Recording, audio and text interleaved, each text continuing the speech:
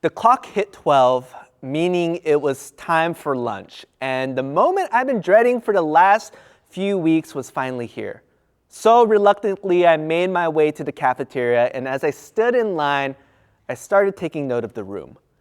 The tables next to the windows were where all the cool kids sat, so obviously that wasn't an option for me. All the nerds seemed to love the upper floor balcony, so I didn't want to be there. But there was a table of familiar faces from first period, which seemed really safe, so I got my food and sat down with them as quick as I could. And I'll never forget how no one wanted to talk to me, how people barely responded to my questions, and even how awkward it was that everyone was super talkative and friendly before I arrived. And then from the moment I sat down, the mood just completely shifted, and it was clear that they didn't want me there and that I didn't belong. Now, you might think I'm sharing about my first day at Frontier Junior High or Graham Kapowson High School, but this actually happened to me at seminary. Here I was, a fully grown adult, still worrying about who I was going to sit with, if I would make any friends, what groups I wanted to be a part of, who I didn't want to be associated with, and wanting just to be accepted for who I was. And here I am walking away from the cafeteria wondering if every day was going to be like this for the next 3 years of seminary. And honestly, my need to belong hasn't ever really gone away. And I'm willing to bet you know exactly what I'm talking about. It doesn't matter if you are 9 or 90 years old, we all have moments when we ask ourselves, where do I fit in? Whether we attend a new school, switch jobs, move into a new neighborhood, join a new church, or retire from a decades-long career, at every life transition, we most desperately want to feel like we belong. That's because a sense of belonging is a fundamental human need that God created in us. You only need to search 2 chapters in the Bible to read, it is not good for a human being to be alone. Knowing we belong can help us feel loved and safe and make us resilient. But on the flip side, too much loneliness can literally kill us. According to the Gallup poll, 17% of American adults experience significant loneliness. And studies have shown that a lack of belonging impacts mortality equal to smoking 15 cigarettes a day. Our need to belong is so crucial, so much so that many of us, I'm willing to bet, are willing to change and compromise who we are if that is what it took to be accepted. According to the Fuller Youth Institute, where do I belong is one of the 3 big questions the next generation is asking. But the reality is that we never really stop asking this question. Because no matter where we are at in life, we want exactly what our young people want. We want to find a space where they feel safe to be ourselves. We want to find a group where we share our interests and experiences, and we want to find a community where we feel like we are needed. In short, kids, teenagers, young adults, grown folks, and even our seniors desire authentic, unconditional belonging. But here's the gut punch. 44 million American adults and 29 million students have confessed that they are feeling lonely. And they're looking for better answers. And perhaps you or someone you know is also looking for better answers. And the good news is that Jesus has an answer to this very question on belonging. Because Jesus created this family called the church, and unlike any other community, the qualifications for belonging are radically different. And nowhere does Jesus make this point clearer than on his last night with his disciples. We read this in John chapter 13, verses 1 through 5. It was just before the Passover festival. Jesus knew that the hour had come for him to leave this world and go to the Father. Having loved his own who were in the world, he loved them to the end. The evening meal was in progress, and the devil had already prompted Judas, the son of Simon Iscariot, to betray Jesus. Jesus knew that the Father had put all things under his power and that he had come from God and was returning to God. So he got up from the meal, took off his outer clothing, and wrapped a towel around his waist. After that, he poured water into a basin and began to wash his disciples' feet, drying them with the towel that was wrapped around him. Does anyone remember MySpace? I'm talking about that unfortunate precursor to Facebook that introduced most millennials to social media. And for those of you not in the know, there was a time when it was a legitimate debate about which website was cooler. However, there was one major flaw that was the obsession of my generation. MySpace gave you the option to rank your friends. And it was public knowledge to everyone at school who belonged in your top 8 and who didn't make the cut. And I confess my fallenness in participating in this. And yes, there were way too many fights during lunch over people being ranked too low or too high. Now, much like MySpace, there was a way in first century Israel to know exactly where you stood in relationship to other people. And that space was the dinner table. In the first century, people sat in this space called the triclinium. And I know hearing first century and Greek words sound boring and dry and overly scholarly, so let's make things a little more interesting by giving y'all an illustration. Well, hey, welcome to the Rainier View triclinium. Now, if you happen to be a scholar of the first century Greco-Roman world, I'm going to ask you to go ahead and suspend your belief because, this isn't a triclinium. I get it. It's historically inaccurate. There wouldn't be chairs. The tables would be much lower. You would actually be laying on the ground with your left elbow on the ground and your right hand free to grab food and all those things. I get it. But we're just going to put a pause on that because this is a lot easier to illustrate right here. So this is how the table setting would have worked at the time. You would walk in and you would have these 3 distinct sections in the triclinium dining room area. Now, there's 3 sections, as I said. The first section here, this is what we call S tier. This is where the host and the guests of honor sit. If you're here, you've made it in life. You're doing great. Everyone's looking at you. This is the spot you want to be at, and you can look down on all the peasants and just enjoy life. This S tier, best spot on the dining room table. The second tier right here is what we would call mid-tier. So you're not Alabama, you're not Georgia, you're not the New England Patriots of the 2010s, but there's no shame in being Ohio State. There's no shame in being UW. There's no shame in just being mid. You know, people like you. You're accepted. You're a guest. The invitation was written out for you by hand. You're here at the table. Just enjoy life. Sure, you're not S tier, but it's okay to be mid every once in a while. And then last but not least, down here on this lower floor, if you happen to be seated here, well, you should feel bad about yourself because this is the oof tier. If you're down here, you're not S tier, you're not mid tier. Honestly, you're not that important. And you might even be a servant, as some scholars suggest, or as other scholars say, servants didn't even get to sit in the oof tier. So think about this. When Jesus and his disciples walk in to have their last meal together, they're not walking into some table you might see in your kitchen room. They're walking into a triclinium. So you can see that it would get pretty dramatic, right? Because Jesus, of course, would be over here with the host and the guests of honor. But what about the other 11 disciples? They're probably all looking around thinking to themselves, okay, so if James is there and Andrew is there and Peter is there, what does that say about me? There's probably a lot of drama happening here in the dinner table area because all the disciples are looking at each other wondering, do I size up?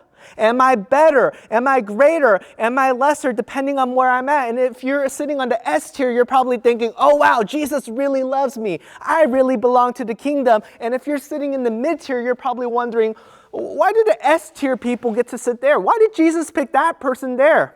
And of course, if you're on the oof territory over here, if you're on the lower tier, you probably don't feel very good about yourself. And so if you read the Gospel of Luke, and you read the Last Supper account, it's not that surprising that Luke mentions that after Jesus breaks the bread and pours the wine, all the disciples start fighting each other. They get into this argument about, well, I'm the greatest. No, I'm better. I don't understand why you're sitting there. I don't understand why you're sitting over there.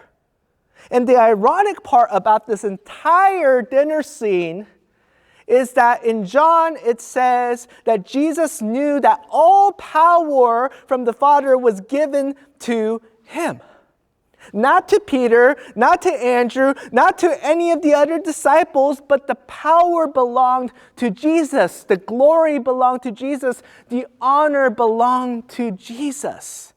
Jesus is the host. Jesus is the guest of honor. Jesus is the one that matters at this entire table. He's the one who is king.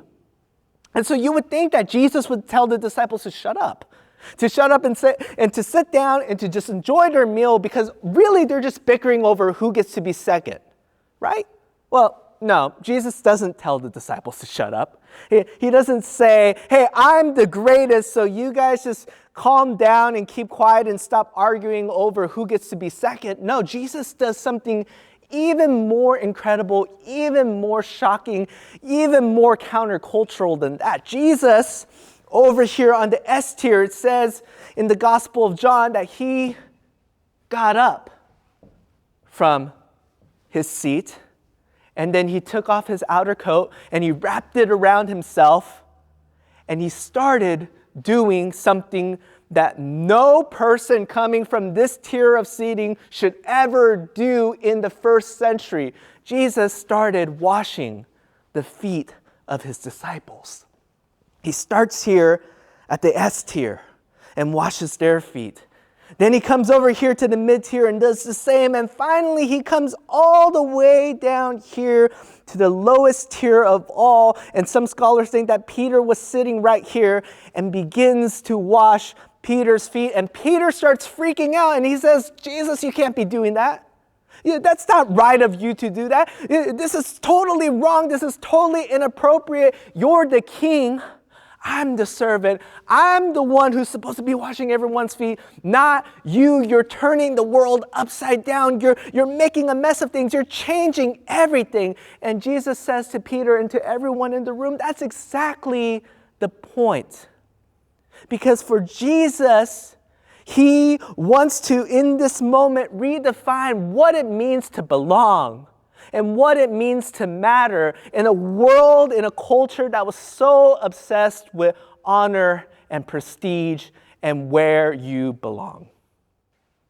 Jesus, as the host of the table, gets to call the shots on the seating arrangement, and his call is that at his table, there is no S tier, there is no mid tier, there is no lowest of the low, because at this family dinner, the King of Kings kneels to wash his guests' feet. That includes the beloved, honored disciple. That includes the traitorous disciple, and that includes the least important disciple. Which means in this community, nobody gets left out and everyone belongs. So if you don't know where you belong, here's the answer. With Jesus and the new family he is creating. Here, according to Jesus, you are not less than others and you are not more than others. Your place in this family is not earned. Your place can't be lost, but it is given by grace and secured by the King who is willing to serve you and die for you. If you've been looking for belonging and haven't found it yet, maybe the next best step for you is to consider finding it in Jesus' family. One simple way you can belong here at Rainier View is by joining a community group. And yes, I know this keeps getting pushed over and over and over again, but here's why. There are 400 to 500 people of all ages who call Rainier View home. And the reality is it's easy to show up each week, but to remain completely unknown. But we don't want that for you. We want a group of people here who know you by name, who can celebrate the best of life with you and support you through the difficult times. We aren't meant to do life alone, so if that's been you, please look to get connected today.